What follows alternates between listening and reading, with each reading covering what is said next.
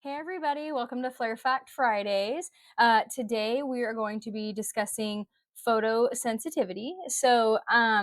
Welcome as always. I'm so happy to have you here with me. So, like every week, I'm going to go through a lupus flare fact. We're going to talk about how it shows up, what it is, what might trigger it or worsen it, and then things you can do to manage or limit it or possibly prevent it.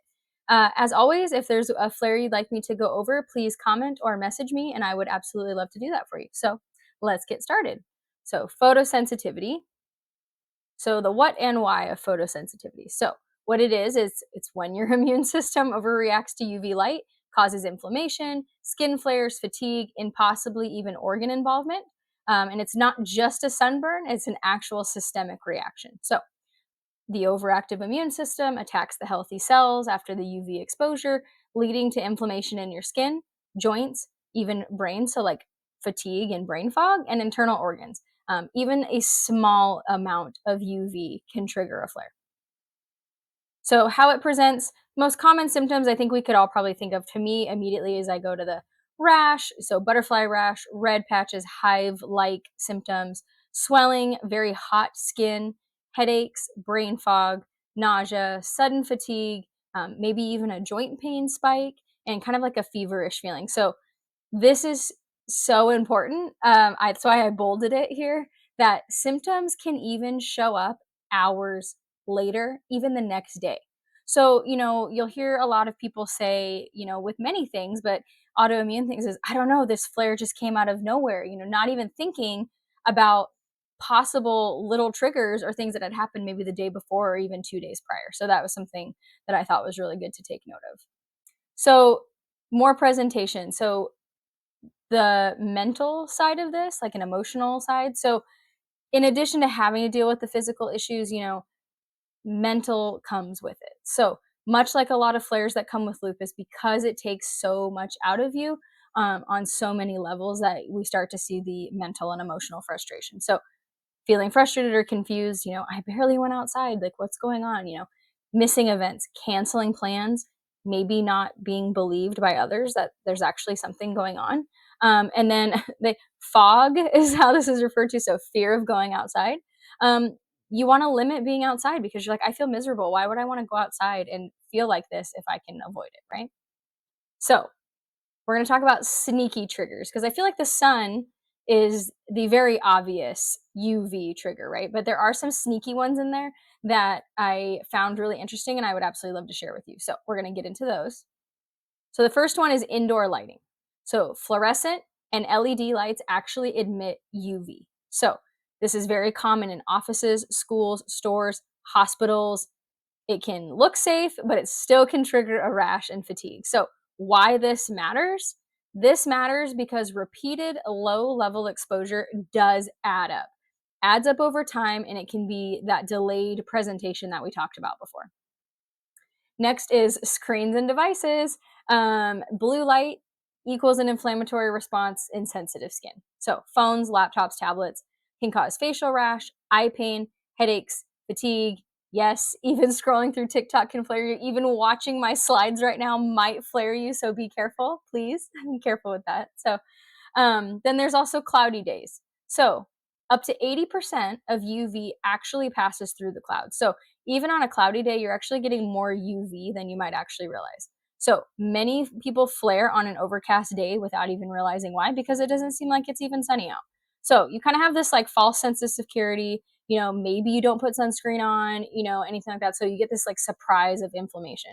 So, be sure to wear your sunscreen even on cloudy days. My personal favorite is Blue Lizard sunscreen. It's an Australian brand. It's a little expensive, but it is mineral based. It's super light and gives great coverage. Even the aerosol can, like application of it, super light. You don't feel sticky. You don't feel gross. And I used this when we traveled to South Carolina this summer, and I had zero problem whatsoever. It was absolutely amazing. I actually got to enjoy being outside. Of course, reapplying it like you're supposed to as well, but it was amazing and I didn't feel gross and sticky after how many layers and layers I put on. So that's something to think about. Another thing is windows. And I put this little chart here, and I didn't even know there was such thing as a UVC, so that was new to me. But so the kind of the breaks down of between UVA and UVB, that seems to be the most common ones, kind of everyone's familiar with. Kind of going back to science here. So UVA can actually penetrate glass, and then car windows, home windows, both of those count. Long drives can be a major trigger. Maybe sitting near a bright window, it can be a slow build up to a flare. You might not feel hot or anything like that. So a couple things to take note of here, like UVA is the lowest energy level, and it affects the inner cells in the top layer. And then short-term effects would be, immediate tan or sunburn. Long-term effects would be like wrinkles, some skin cancers, things like that. And the source for this, sunlight tanning beds. And then the percentage of the sun's UV rays that are UVA is about 95%. So then we bump over to the UVB, which is medium energy level. And this can affect the cells in the top layer of the skin. So the short-term effects would be delayed tanning, sunburn, and blister. And then the long-term effects would be skin cancer and contribute to it says premature aging, but we're talking about wrinkles and all those things. Source again would be sunlight, tanning beds, kind of the things you think of. And then 5% of the sun's rays are actually UVB. And so the UVC, I thought this was interesting. So the highest energy level, and so this is affecting the outermost cells in the top layer of the skin. So this short-term effects looks like redness, ulcers, lesions, severe bumps. So to me, while we've been talking about more of like the UVB rays, like to me, UVC is definitely where lupus lands, and I'll tell you why. So, long-term effects of this, skin cancer, we talked about premature aging, but the source of the UVC rays is lamps and like welding torches and things like that. Like I know not everybody is exposed to all that kind of stuff, but like when I look at the short-term effects, like it seems like UVC would like hit it on the head with that. So, and then there's no percentage of these in the sun's UV rays. It's mostly filtered out by the atmosphere. But I thought this chart was really interesting to kind of look at and something to think about. So, like your outer source, even if it's coming through the window, like the window may be, made to not let as many rays in, but it's still letting some in. It's letting in enough that it's going to cause an issue.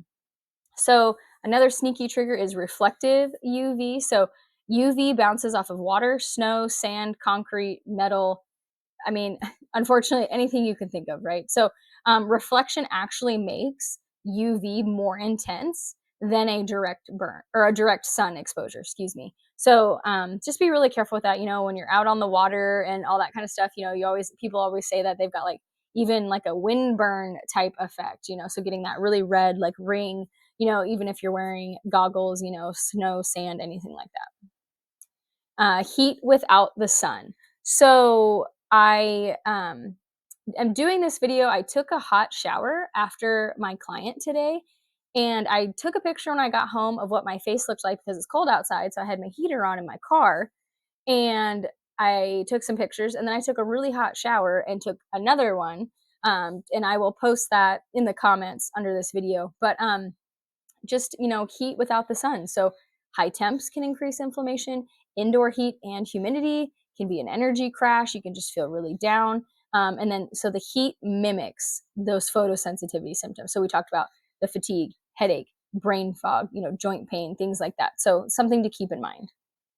Now, management of this would be your broad spectrum, SPFs, even inside. If it's something you realize you're super sensitive to, maybe, like I said, go to that blue lizard sunscreen. There's no smell to it, too, which is really nice. So, people wouldn't even have to know you're wearing it.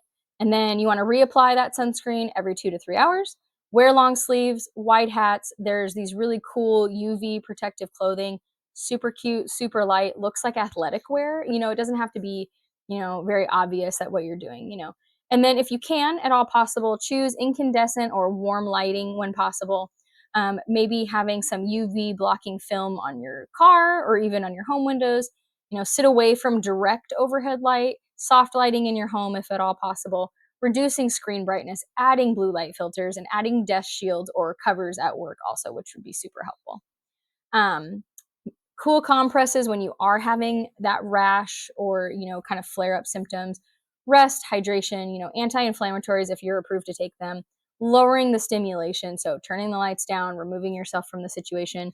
Keeping track of your symptoms is always super helpful. I kind of touch on these in all of my videos. It's super great to keep like a running log of things that you're noticing. So when things do happen, you're able to address them in a timely manner or say, hey, this worked last time, or this is what's happening. Maybe I need to avoid that. So identifying those sneaky triggers, kind of like those last ones that I was mentioning that you maybe didn't notice before. Planning errands early in the morning or later in the evening, using timers for screen breaks, and just making sunscreen as part of your general skincare routine. And then keeping sun sleeves or hats in every car in every place possible, and just practice pacing on high UV days. So what that means is don't stand in one spot. You're out watching a soccer game or doing something like that. Like just pace. Don't give the sun any direct line to you all at one time. So um, that is what I have for that management stuff. I hope this doesn't scare you for going outside. I am by no means telling you to hide from the sun or life itself, but hopefully this can give you some advice on limiting those flares that seem to come out of nowhere, and maybe bringing your attention to those sneaky triggers that we talked about. Your body isn't overreacting. I promise you. I just want you to remember that. Say that with me. Your body is not overreacting. It's protecting you. You're not dramatic. You're just informed. So, as always, thank you so much for listening to Flare Fact Fridays, and we will catch you next time.